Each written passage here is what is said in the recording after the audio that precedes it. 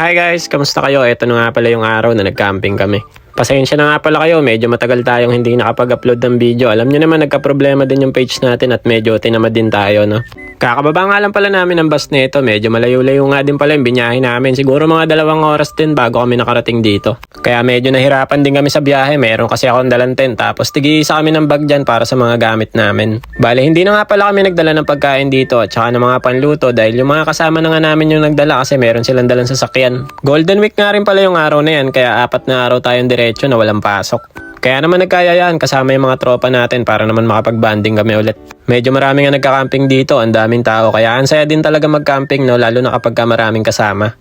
At eto, nailatag ko na nga pala yung tent namin. Medyo maliit nga pala to pero kasya naman kami kasi maliliit pa naman yung 3 bata. Meron din kami dalang sapin dyan, power bank, electric pa na may ilaw kaya yan, ready tayo.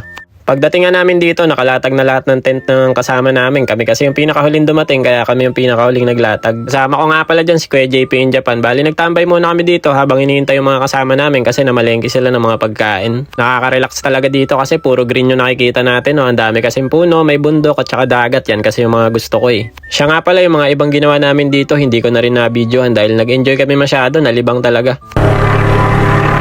Jen!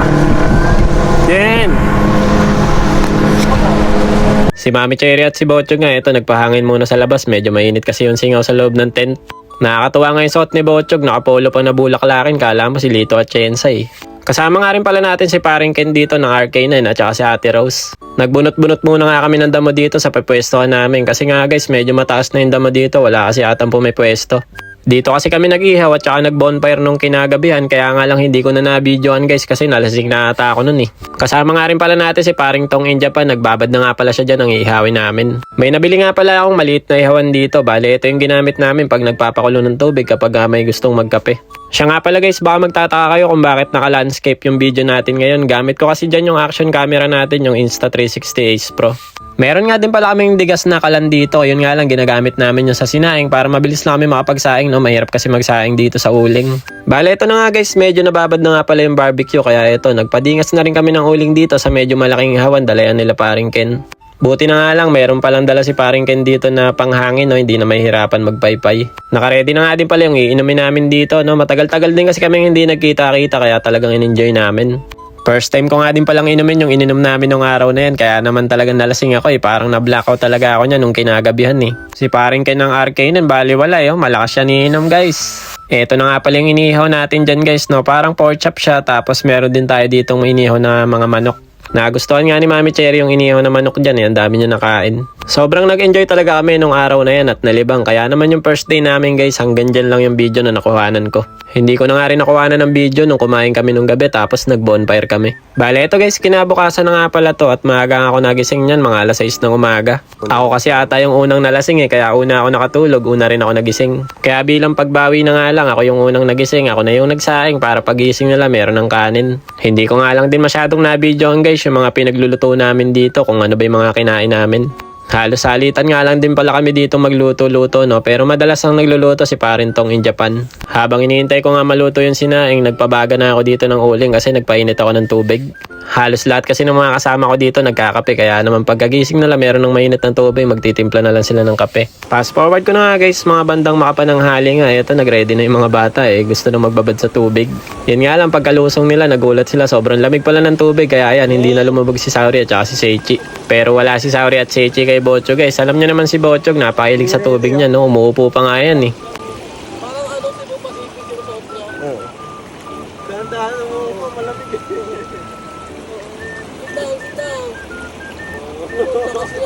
ibang bata yun alis. Hindi. Tuwan-tuwa nga si Kuya JP tsaka si Kuya King kay Bochog, napakatibay daw sa tubig. Malamig kasi talaga yung tubig na yan guys, kahit nga ako hindi ko maibabad yung kalahati ng katawan ko nung araw na yan eh. Pero si Bochog bali wala eh, medyo nakatagal nga siyang bumabad niyan eh. Bochog bali wala eh. Dag! Sarap na sarap eh. Oh. Oh, nababa ka. Ano maligo, basahin ko kayo.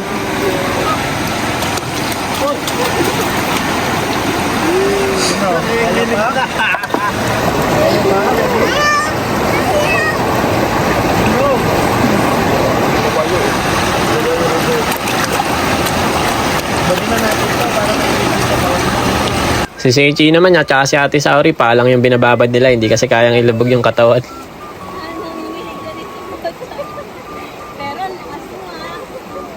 Kung tatanungin nyo naman kung saan kami naligo kinabukasan, nag-rent nga pala kami guys ng pwedeng paliguan.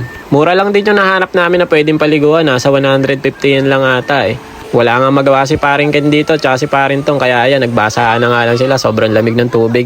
Pati nga ako, binasahan nila dyan, yun nga lang hindi ko na nabidyoan kasi yung camera ko inangat ko na sa taas. May mga tropang Pinoy nga din pala dito guys, mga tiga Baguio, at may dala silang mga instrumento dito at tumutugtog sila tsaka sumasayaw. So ayun lang guys, hanggang dun lang yung mga video na nakuhanan ko. Pasensya na kayo, alam ko medyo nabitin pa kayo. Siya nga pala, yung lugar nga pala na to, dito lang sa may Aikawa. Wala nga palang bayad yung camping dito guys, no? Wala ring schedule dito, kaya kung gusto nyong pumunta, pwede kayo mag-camping, libre-libre lang yan. Ayun lang guys, abangan nyo na lang yung mga susunod na upload natin. Siguro 3 beses sa isang linggo tayo mag-upload, no? Ang hirap na kasi ng araw-araw. So paano guys, hanggang dito na lang muna. Kita-kits na lang ulit tayo next video. Diyan mata arigatou gozaimasu. Ngek ngek ngek. Bye bye.